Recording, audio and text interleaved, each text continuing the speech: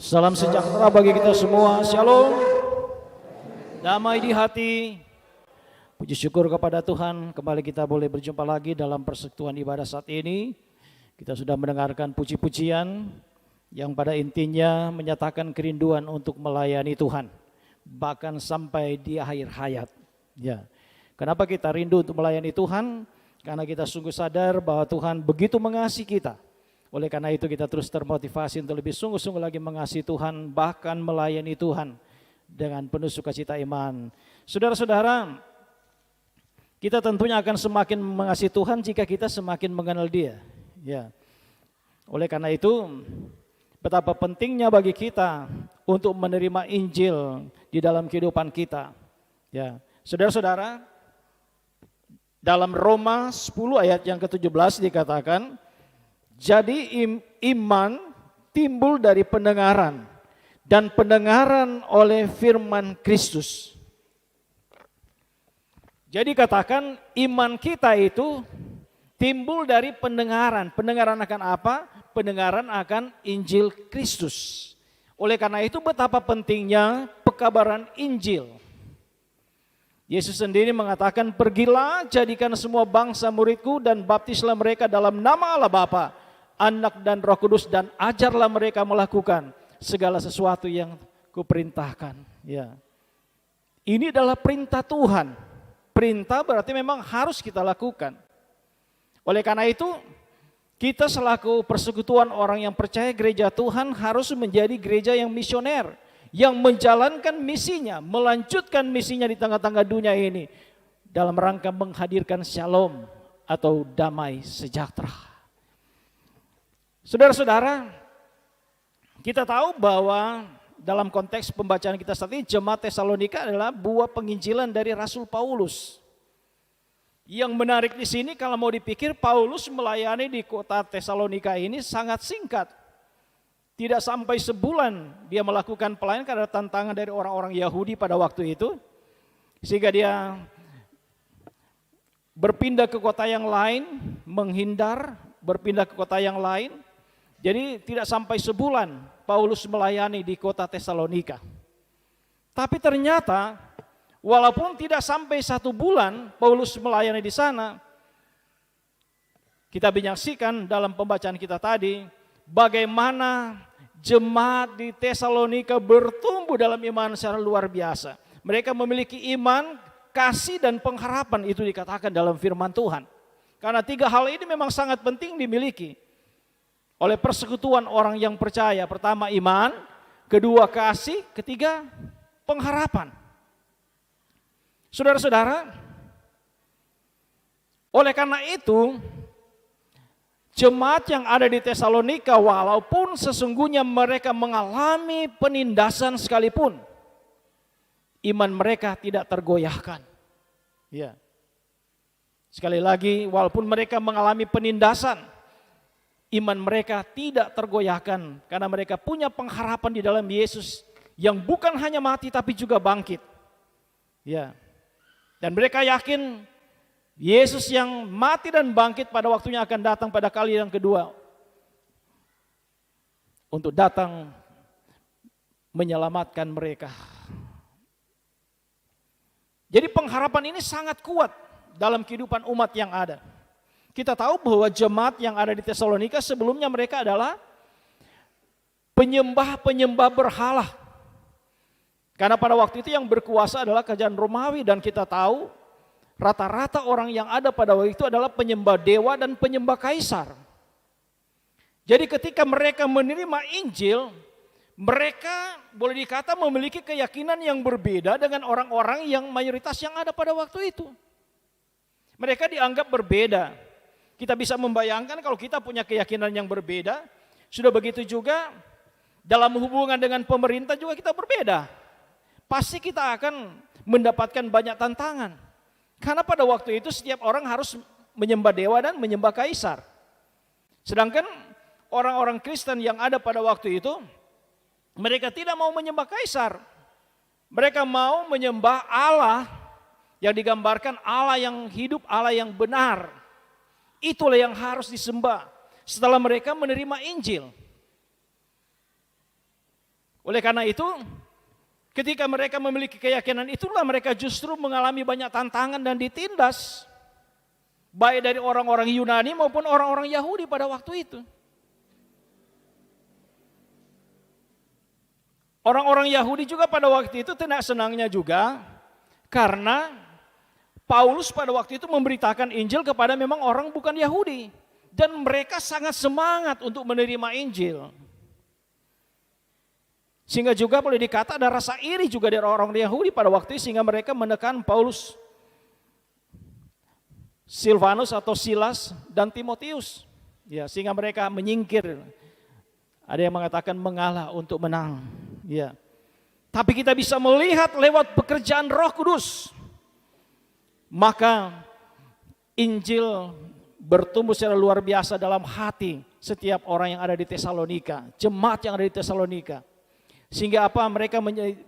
Iman mereka dikenal bukan hanya di wilayah Makedonia, provinsi Makedonia, tapi juga di Akaya, bahkan juga ke tempat-tempat lain di mana Paulus dan teman-temannya menginjil.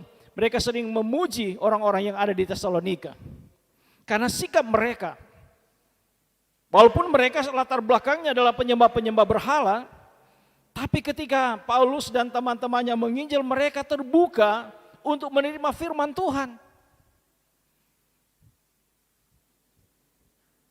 Tadi dikatakan mereka memiliki iman, kemudian yang kedua adalah kasih.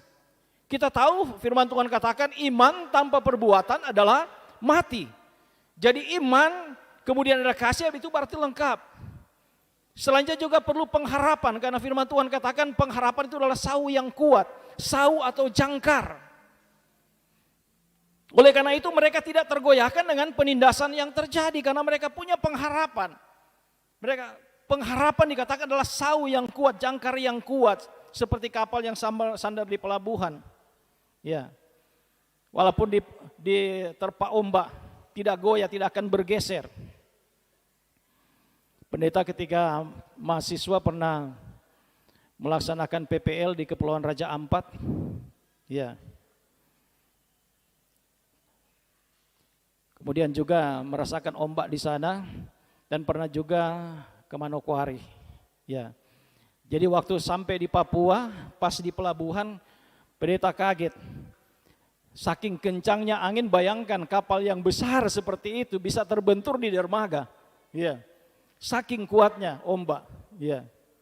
Penumpang semua kaget, bunyinya sangat keras kan, terbentur di dermaga kapal yang besar, goyang, ya. Oleh karena itu ada jangkar, itu sau, jangkar, ya. Kita juga selaku orang-orang yang percaya kepada Tuhan harus punya pengharapan. Dan firman Tuhan katakan pengharapan orang benar akan menjadi sukacita. Jadi pengharapan itu sangat penting, dan orang-orang yang ada di Tesalonika mereka punya pengharapan di dalam Yesus yang bukan hanya mati tapi juga bangkit dan akan datang pada kali yang kedua sebagai hakim yang adil.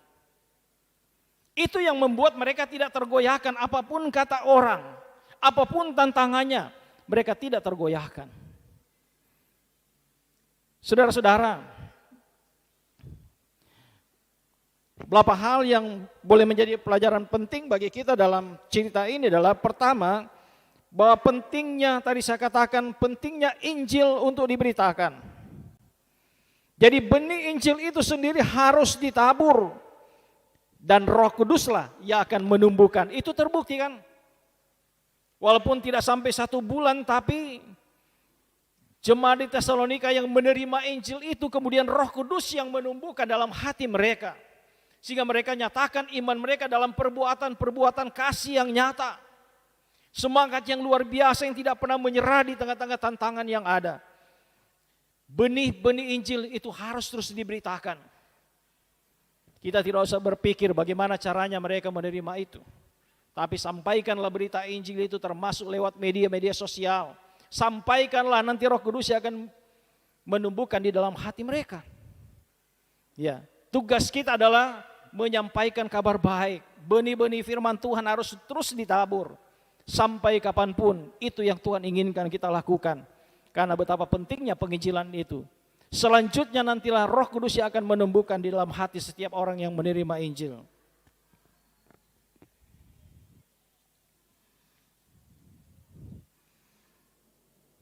Jadi ketika Injil ditaburkan di tengah-tengah jemaat, kemudian Roh Kudus yang menumbuhkan, selanjutnya jemaat berbuah bagi kemuliaan nama Tuhan. Mereka yang sebelumnya adalah penyembah berhala, kemudian mereka hidup menyembah dan melayani Allah yang hidup dan benar. Hal yang kedua, kita bisa belajar dalam cerita ini tentang respons dari jemaat. Pertama, tentang penerimaan jemaat terhadap hamba-hambanya yang datang melayani, yaitu Paulus dan kawan-kawan. Karena firman Tuhan katakan, jika kita menerima kehadiran hamba-hambanya, berkat Tuhan akan turun dalam kehidupan rumah tangga kita. Tapi sebaliknya kalau kita tidak menerima, firman Tuhan katakan, Tuhan Yesus katakan kepada murid-muridnya, kebaskanlah kakimu. Ya. Jadi kalau hamba-hamba Tuhan datang kita terima dengan baik, itu menjadi berkat. Dikatakan berkat turun dalam kehidupan keluarga kita. Jadi itu yang dilakukan oleh jemaat yang ada di Tesalonika. Respons mereka menerima kehadiran hamba Tuhan. Yang ditindaklanjuti dengan mereka meninggalkan berhala-berhala mereka. Kemudian mereka menyembah Allah yang benar, Allah yang hidup. Dan juga mereka memiliki pengharapan di dalam Kristus yang bangkit. Jadi respons ini sangat penting. Jadi bukan hanya menerima hamba Tuhan yang melayani, tapi juga menerima setiap firman Tuhan yang disampaikan.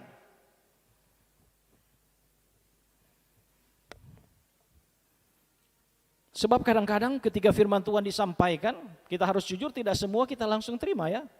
Ada yang kita terima dengan senang hati, tapi juga ada yang setengah-setengah hati, bahkan kadang-kadang dalam hati kecil kita emosi juga mendengarkan firman Tuhan.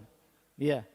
Kalau hal-hal yang baik, contohnya yang menjanjikan berkat, wah langsung diterima. Iya. Tapi kalau firman Tuhan berupa teguran-teguran kemudian mengena di hati saya, menolak. Iya. Nah, pendeta ini seakan-akan hanya lihat-lihat saya waktu sampaikan firman. Ya pasti dimaksud saya lagi ini.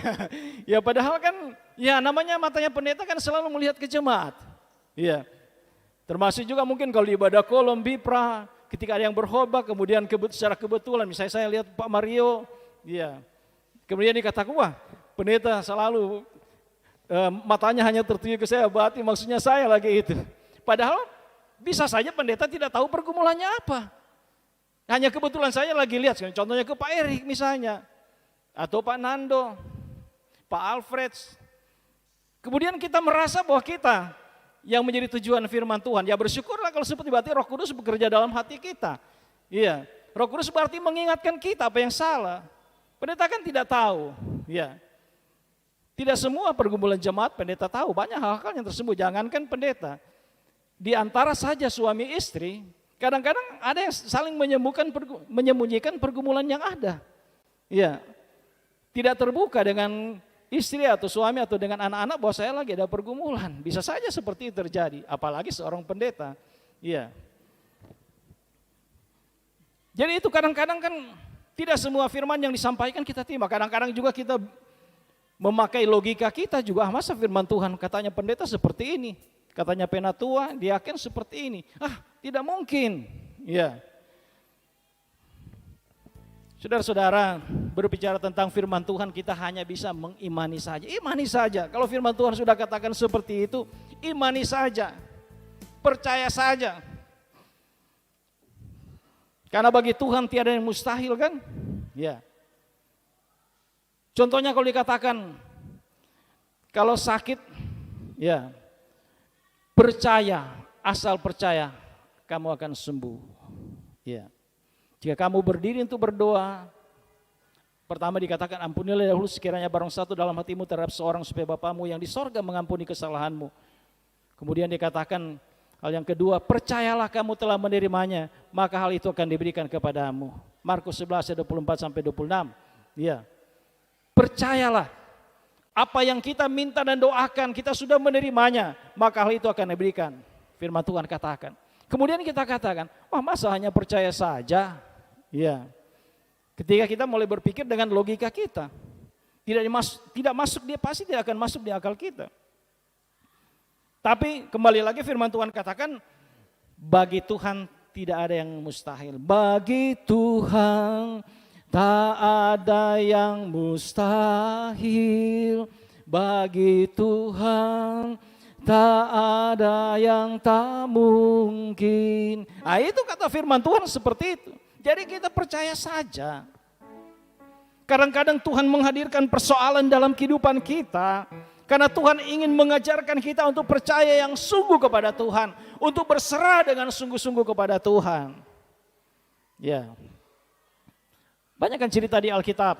Contohnya, pendeta pernah katakan bagaimana ketika Gideon memimpin pasukan untuk melawan orang-orang Midian. Dari ribuan orang disaring hanya menjadi 300 orang. Kenapa Tuhan lakukan seperti itu? Dalam pandangan Tuhan tidak perlu ribuan orang untuk melawan orang-orang Midian. Cukup 300 orang.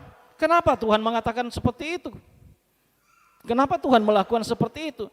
Supaya kalau umat Israel memenangi peperangan, mereka akan katakan itu semua karena Tuhan.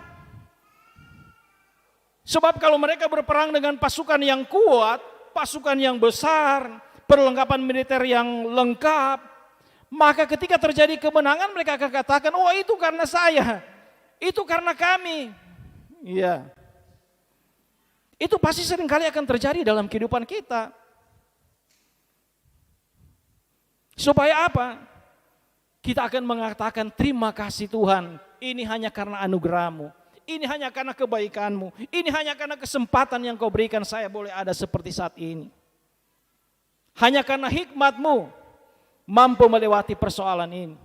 Itu yang akan muncul dalam hati kita dan kita ungkapkan di hadapan Tuhan.